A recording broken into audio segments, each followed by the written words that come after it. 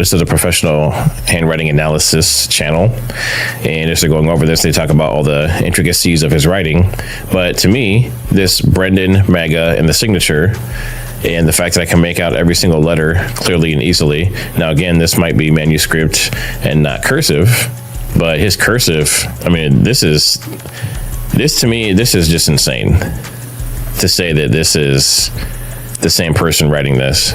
People who were reportedly very close to Charlie Kirk and Turning Point USA are allegedly exposing Erika's secrets one after another.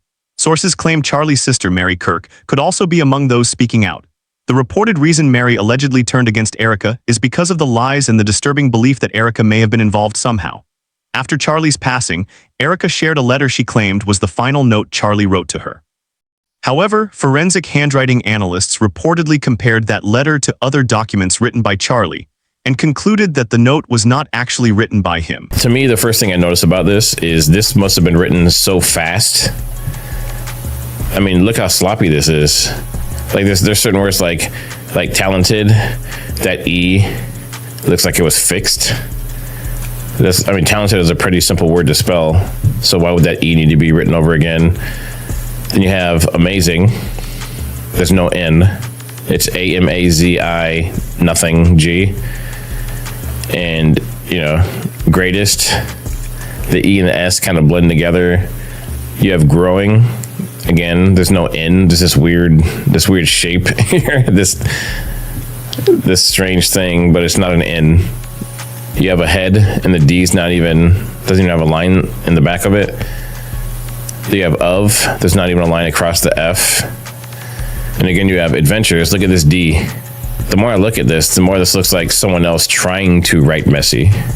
According to reports, Erika has allegedly been creating multiple false stories and fake paperwork ever since Charlie's tragic death. Even the claim that Charlie wanted Erika to lead Turning Point USA after he passed away has reportedly been questioned as untrue. Erika stated that Charlie personally chose her as his replacement, which is why she immediately stepped in as CEO of TPUSA after his death. Oh, look at all the thumbs up. Look how cute that is. Sorry, this is a little bit more informal than probably Charlie would be reacting. How sweet. But according to sources and alleged evidence, the private Aspen meeting where Charlie supposedly told Turning Point executives that Erika would replace him may never have happened at all. Donors who were allegedly connected to that meeting are now reportedly asking for an investigation because Charlie supposedly never mentioned Erika once, even after donors directly questioned him about who would eventually take over the organization. The donors who were in attendance in Aspen are telling me that Charlie never said this. Not only that, but they are telling me that multiple times throughout when he had an opportunity to even bring up Erika, he did not. Apparently, Erika was up in Aspen, but was not at this exact presentation when the questions were asked. There was even a smaller dinner that took place later with just about 12 people in attendance that took place after the presentation. They asked him about his future plans for Turning Point, and Erika was never mentioned. When I say they are stunned, they are stunned. They are saying, you need to pursue this further because they're lying. This did not happen at the Aspen events. It would be very easy for them to drop this video, and they want it dropped. Okay? These are donors to Turning Point USA. After that controversy, Candace Owens reportedly kept pressuring Turning Point for stronger proof showing Charlie officially handed leadership to Erika. That was when the newer version of Turning Point, now reportedly led by Erika Kirk, Andrew Calvert, and Blake Neff, released an audio recording as evidence. Listen closely to this. A lot of organizations and groups, as soon as a founder leaves, it just kind of collapses. A lot of my job is not always in the day-to-day details. It's very much vision casting, very much driving success. But we have a great board, and God forbid if something happens, they'll figure it out. I appoint my wife to run Turning Point USA if something happens to me. Erika would do a great job. Online investigators quickly started calling the clip Charlie GPT. Ironically, people pointed out that Andrew Calvert himself was allegedly the first person to use that exact phrase publicly. That right there, it turns out, might be Charlie GPT, a term, by the way, that you should know was first uttered, Charlie GPT, in an interview by none other than our guy, Andrew Calvert. He claimed after Charlie died that they had pitches from companies that wanted to create just that. Don't believe me? Take a listen to Andrew Calvert.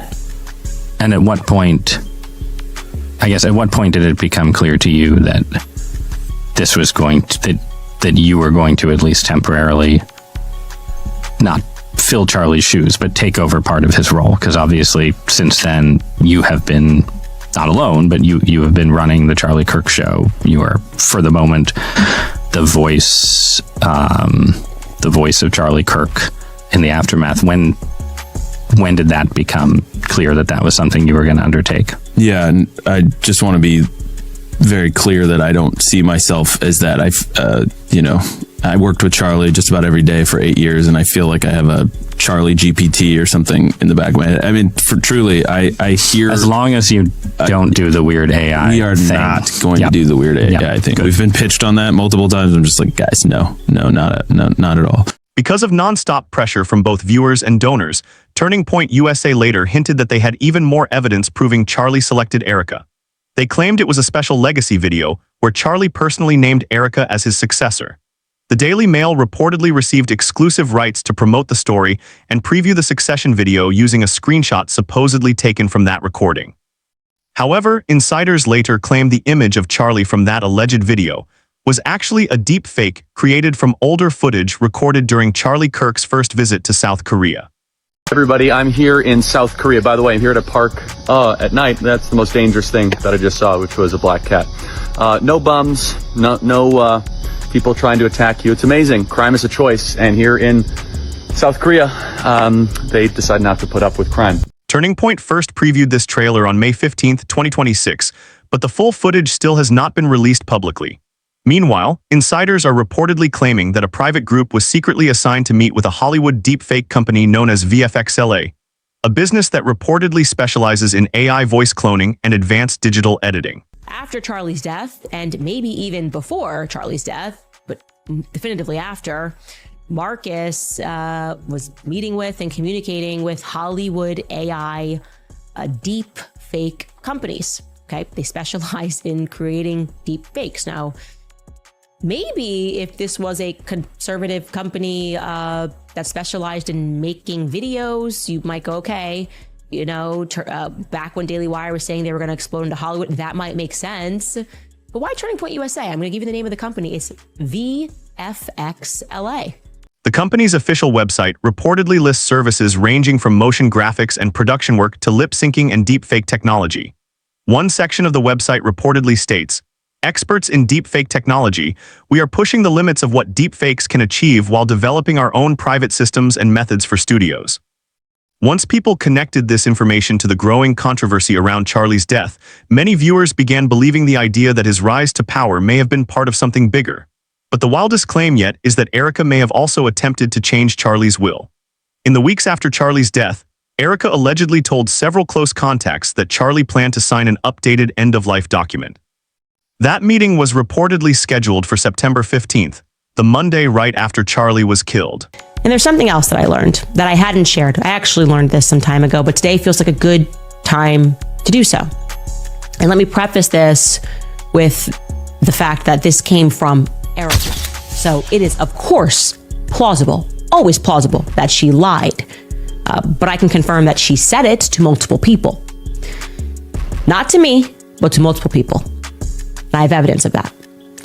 In the weeks following Charlie's assassination, she shared with people that Charlie and her were due to sign updated end-of-life documents on September 15th. That statement can reportedly be interpreted in two completely different ways. First, Erika could have been lying when she made the claim. Critics believe she may have said this to stop people from questioning why she was suddenly taking complete control of Charlie's position and organization. In other words, if anyone challenged her leadership, she could simply claim Charlie was about to officially add it to his will before he died.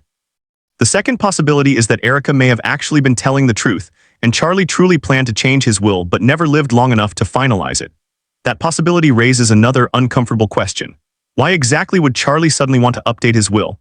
Especially because these kinds of legal changes often take time and usually happen during major life events such as divorce proceedings or the arrival of a child. And that brings people back to the priority list Erika reportedly discovered sitting on Charlie's desk. Erika Kirk was on Glenn Beck's podcast on December 11th, and she was sitting in Charlie's home office during this interview. And she was a little distracted now and then because apparently she hadn't been in there in a while. She was noticing notes and things, and she came across this one.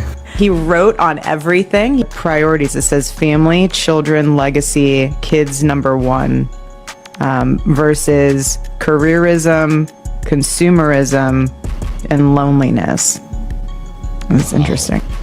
It's interesting. It is interesting for a few reasons, and the first that jumps out at me is that she is not on the priority list. For a man who constantly promoted marriage as a sacred bond before God and often encouraged women to marry young, many viewers found it strange that his wife reportedly was not listed among his top priorities. That interview took place inside Charlie's personal office, and Erika herself admitted it was the first time she had entered the room since his death. That would also mean it was likely the first time she had seen that list, which many people believe explains the expression on her face during the moment. "I'm actually sitting in his office." I'm actually sitting in his office. This is his home office, and I have not been in here for a very long time, and I've just been, that's part of the reason why I keep looking down. It's not because I'm not wanting to look at you, it's because like there are so many treasures in here. Like for instance, like this piece of paper, he wrote on everything. He has papers everywhere. This says, it's the priorities. It says family, children, legacy, kids number one, versus careerism, consumerism, and loneliness. It's interesting. Another detail raising questions is the claim that Erika may have misrepresented Charlie's book, Stop in the Name of God. Charlie himself had publicly stated that the book was not finished yet.